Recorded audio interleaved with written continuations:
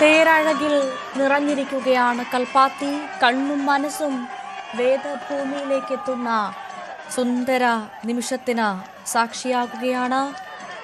തേരഴകിൽ കൽപ്പാത്തി രഥോത്സവം കാത്തിരിക്കുകയാണ്.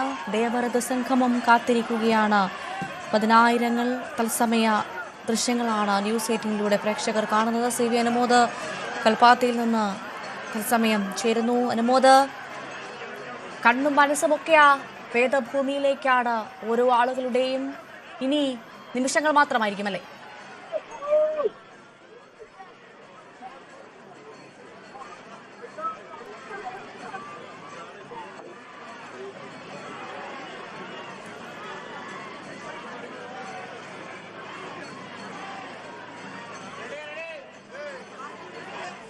പറയാൻ പറ.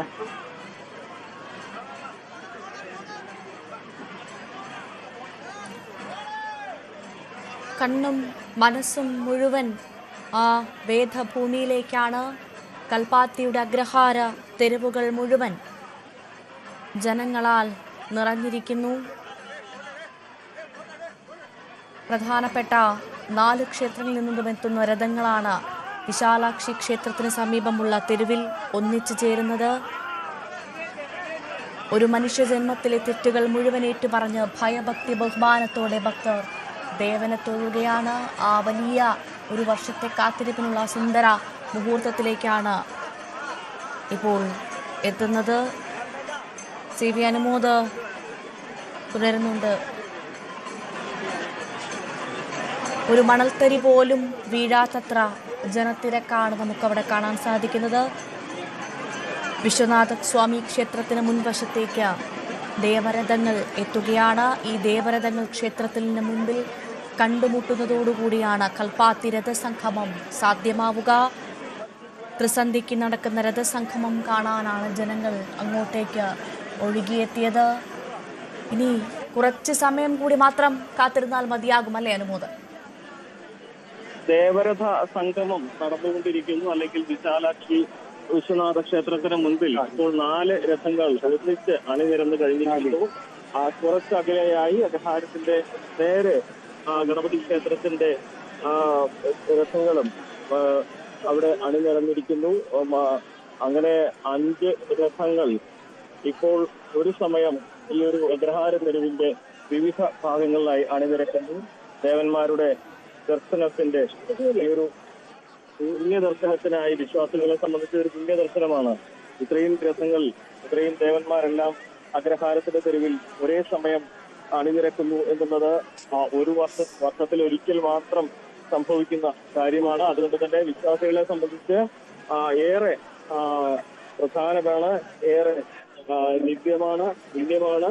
അവരുടെ ഒരു വർഷത്തെ മുഴുവൻ പ്രാർത്ഥനയാണ് ഈ ഒരു സംഗമത്തിന്റെ ഭാഗമാവുക എന്നുള്ളത്. വലിയ തിരക്ക് അനുഭവപ്പെടുന്നുണ്ട്. നമുക്കൊക്കെ ഇവിടെ നിൽക്കാൻ പോലും കഴിയാത്ത വിധത്തിലുള്ള തിരക്കാണ് ഇവിടെ അനുഭവപ്പെടുന്നത്.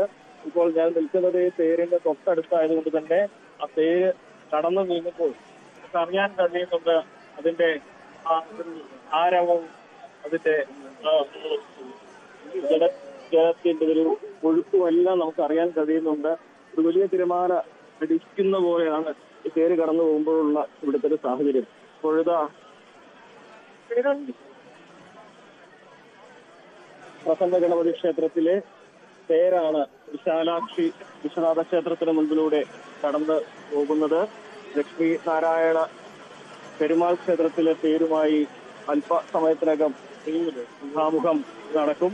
ഇവിടെ വിശ്വനാഥ വിശാലാക്ഷി ക്ഷേത്രത്തിന് മുൻപിൽ 3 തേരുകൾ അണിനിരന്നിരിക്കുന്നു. അവിടെ ക്ഷേത്രത്തിലെ മുഖ്യ പ്രതിഷ്ഠകളായ വിശ്വനാഥനും വിശാലാക്ഷിയും, അതായത് ജയനും പാർവതിയും, ഒപ്പം തന്നെ സുബ്രഹ്മണ്യന്റെയും അതായത് മുരുകന്റെയും ഗണപതിയുടെയും തേരുകൾ ഇവിടെ അണിനിരന്നിരിക്കുന്നു. 3 തേരുകൾ ഇപ്പോൾ വിശ്വനാഥ വിശാലാക്ഷി ക്ഷേത്രത്തിന് മുൻപിൽ അണിനിരന്ന് നിൽക്കുന്നു. ഒരു തേരിത വന്തക്കാട് ഗണപതി ക്ഷേത്രത്തിലേക്ക് കടന്നു പോകുന്നു.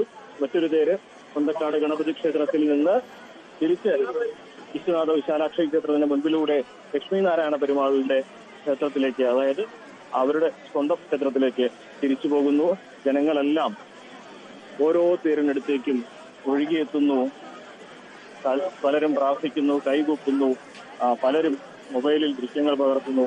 അങ്ങനെ പല തരത്തിലുള്ള കാഴ്ചകളും അനുഭൂതികളും ഒക്കെയാണ് ഇവിടെ ഓരോരുത്തർക്കും പങ്കുവെക്കാനുള്ളത്. വലിയ തിരക്ക് അനുഭവപ്പെടുന്നു.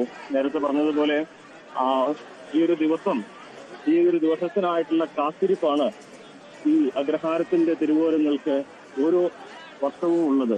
ഈ വർഷത്തെ രഥോത്സവം കഴിഞ്ഞാൽ അടുത്ത വർഷത്തെ രഥോത്സവത്തിനായിട്ടുള്ള ഒരു കാത്തിരിപ്പാണ്. അപ്പോൾ അതിന്റെ ഒരു പ്രധാന ദിവസമായി ഈ ദിവസം കടന്നു പോവുകയാണ് കൽപ്പാത്തിയിലെ അഗ്രഹാരങ്ങളിലൂടെ. വലിയ തിരക്ക് അനുഭവപ്പെടുന്നു, മുൻ വർഷങ്ങളെക്കാൾ തിരക്ക്. അതുകൊണ്ട് തന്നെ ഓരോ വർഷവും രഥോത്സവം തൃശ്ശൂർ പൂരത്തിന് സമാനമായ തരത്തിലേക്ക് പുരുഷാരം കൊണ്ട് മാറുന്ന സാഹചര്യമാണ് നിലവിലുള്ളത്. ആളുകളൊക്കെ തിരിഞ്ഞു പോകാനുള്ള ഒരുക്കത്തിലാണ്. കാരണം രഥസംഗമം കഴിഞ്ഞിരിക്കുന്നു. ഇനി 3 രഥങ്ങൾ, വിശാലാക്ഷി വിശ്വനാഥ സ്വാമി ക്ഷേത്രത്തിലെ രഥങ്ങൾ ഇവിടെ തന്നെ നിൽക്കും. മറ്റ് രഥങ്ങൾ സ്വന്തക്കാട് ഗണപതി ക്ഷേത്രത്തിലെ അവിടേക്ക് കയറിക്കഴിഞ്ഞു.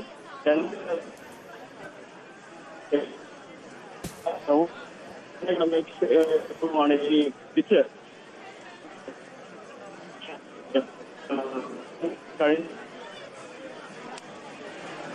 കൽപ്പാത്തിയിൽ ദേവരഥ സംഗമം പൂർത്തിയായിരിക്കുന്നു.